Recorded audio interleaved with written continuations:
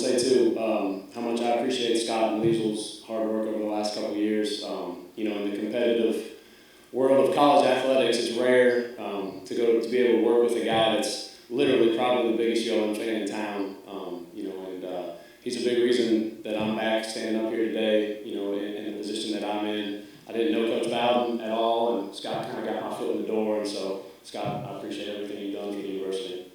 Well, I've got 4 kids, and my wife's from here, so we needed the babysitters. But we love Monroe. I've spent probably the last 15 to the last 20 years somewhere near or on I-20. So it's home for us, and the opportunity to come back was as much a business decision, as much a family decision as it was a business decision, without a doubt.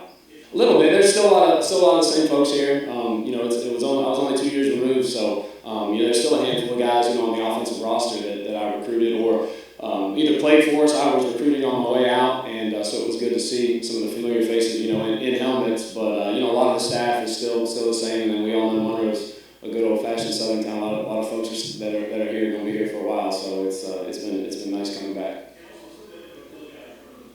Yeah, Coach Bowden was great. When we did have some turnover on the offensive side, I said, hey, Coach, here's a couple guys that I feel confident in, and more importantly, here's a couple guys that are familiar with the program, familiar with the city, familiar with especially the recruiting philosophy of what we think does a good job at Monroe. And so, Coach Carr, John Carr, Kyle Siegler, you mentioned Coach Graves, who took off for the 49ers, and we don't blame him, but I really appreciated Coach giving me some input on that side of the ball. Yeah, it was great to get a full spring under our belt. We probably got through the offense itself probably has about 7 total installs through the spring. We probably got through 3 of those installs, maybe 3.5. The thing that was good retention-wise was a lot of the guys that were in spring ball with us are still with us. Obviously, they're still here in the summer. We only had to add a couple guys, so we were, for all the skill positions, we felt pretty set. So those guys were able to retain everything through the summer, through the fall. We did add 4 or 5 offensive linemen to the fold out of the transfer portal, or even a couple high school guys that they had to learn. But the NCAA has changed the rules so much in the summer now, where you can spend 20 hours a week, well, not 20 hours, 2 hours a week with those guys, working and installing. So we're right now through a week and a half of camp. We're actually at our 6th install right now, so we're pretty close to being 100% in. And then, like I said, we've actually got too much in right now. We'll start to whittle it down after Saturday scrimmage and get ready for game 1. Yeah, I've never been a 2-quarterback guy.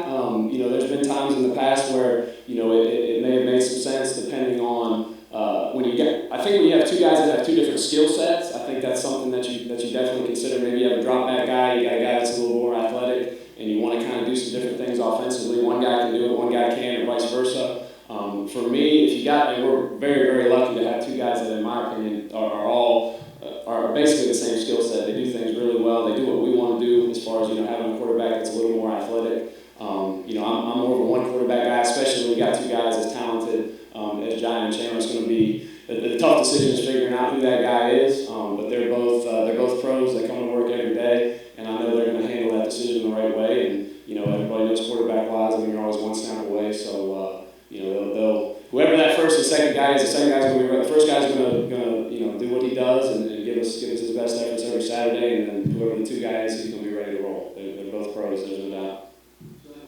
Yeah, we haven't really talked about a timeline.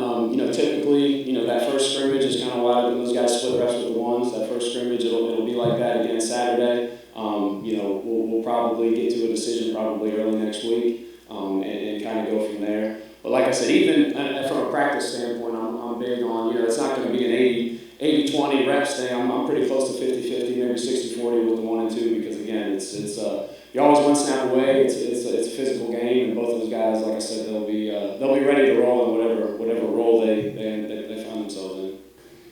I would say I would like to say I would like to pick out one of the tailbacks individually, but they all had a great scrimmage. I was talking to Coach Hall after practice. We're just rolling those guys through, and we got 4 or 5 guys right now that all, you mentioned explosive plays earlier, that all had an explosive play in the scrimmage Saturday. So I was really, really pleased with all those tailbacks. It's Malik Jackson, Andrew Henry, Charlie Norman had a great scrimmage. Isaiah Phillips did some really good things. I'm excited to have 4 guys that we feel can roll. we're going to try to figure out who has the hot hand on Saturdays and kind of go from there. Tyrone Howell is probably a guy that's been a really, really pleasant surprise. Tyrone was a transfer from Kansas State, a big, tall outside receiver. He had 2 big catches in the scrimmage. I think Tyrone's a guy to keep an eye on this year. But like I said, it's good to have a bunch of playmakers on the offensive side of the ball, and hopefully we can manufacture some explosives with those guys. Yeah, so it's one of those deals where you're going to have to, less is more with a limited number on the offensive line. We got a couple guys banged up right now, like Coach said. They will be back, come week 1. But it's about quality reps. You got to make sure you're getting the right guys in at the right time, especially with the heat. You got to manage all that. But the thing that it does do, it gives those guys a chance to play multiple positions. So we've got some tackles that are playing some guard, and vice versa. So you get Coach Morris has got some type of equation that he figures out every day to get those guys rotated in. He's doing a really good job making sure that, like I said, it's a long season and we've got guys that can play multiple positions. So we'll just manage those reps for now, and hopefully we can get back 100% healthy for week 1. All right, thanks, y'all.